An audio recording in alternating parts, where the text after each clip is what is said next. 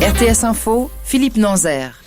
La France a enregistré à peine plus de 3000 nouvelles contaminations durant ces dernières 24 heures, selon les chiffres publiés ce soir par les autorités sanitaires françaises.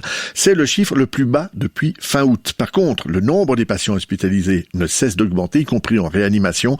Un chiffre qui entre dans les clous par rapport aux objectifs du gouvernement français qui visait un maximum de 5000 nouveaux cas par jour pour une levée du confinement sans souci. Or, c'est demain que le confinement est levé et remplacé par un couvre-feu nocturne en France. En Grande-Bretagne, les autorités sanitaires ont recensé, elles, 1 millier de cas atteints d'une nouvelle variante du coronavirus ces derniers jours dans le sud-est de l'Angleterre où la hausse des infections a pris l'ascenseur à une vitesse vertigineuse. D'ailleurs, Londres et une partie du sud-est de l'île basculeront dans la nuit de mardi à mercredi en niveau d'alerte très élevé au niveau coronavirus, le dernier des 3 degrés du système d'alerte gouvernemental, ce qui implique notamment la fermeture des pubs et des bars et l'interdiction des déplacements hors de toute zone ciblée. En Suisse, les directeurs cantonaux de la santé exigent un renforcement au niveau national des mesures contre le coronavirus, un renforcement qui doit intervenir cette semaine encore. Autrement dit, la conférence des directeurs cantonaux de la santé soutient le tour de vis décidé vendredi par le Conseil fédéral. Et comme la Confédération, ils estiment que les mesures actuelles ne suffisent pas et que des pas supplémentaires sont nécessaires si l'on veut lutter efficacement contre la pandémie. Et aujourd'hui, le Conseil des États a tenu compte des dernières annonces du gouvernement dans la loi Covid-19. Ainsi, les secteurs qui relèvent des cas de rigueur pourront compter sur 1,5 milliard de francs supplémentaires, ce qui porte l'aide aux entreprises à 2,5 milliards, comme proposé vendredi par le Conseil fédéral.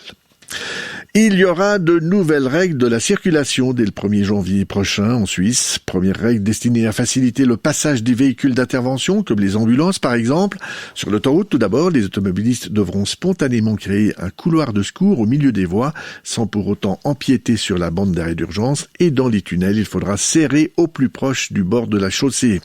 Une autre règle concerne les bouchons ou les ralentissements. Les automobilistes pourront devancer par la droite les véhicules roulant à leur gauche, mais dépasser en se rabattant depuis la droite restera interdit et punissable. Et puis, la vitesse maximale autorisée pour tracter une remorque ou une caravane jusqu'à 3,5 tonnes passera de 80 à 100 km/h sur les autoroutes. Et enfin, dans la circulation urbaine, les vélos et cyclomoteurs pourront, sous condition, et si cela est indiqué, tourner à droite à un feu rouge. Mais attention, il ne s'agit pas pour autant d'une autorisation générale de tourner à droite.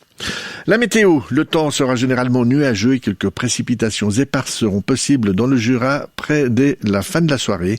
Puis ces précipitations deviendront intermittentes et s'étendront au plateau en fin de nuit. Demain, nous aurons donc de la pluie, plus fréquente en cours d'après-midi, parfois même intense sur le Jura et le plateau. Des précipitations qui seront en revanche plus faibles, voire éparses du côté des Alpes. La limite pluie-neige s'abaissera vers 1500 mètres et c'est mercredi que le soleil sera de retour, mais sur le plateau seulement après dissipation des stratus matinaux. Analysez l'actualité sur rtsinfo.ch.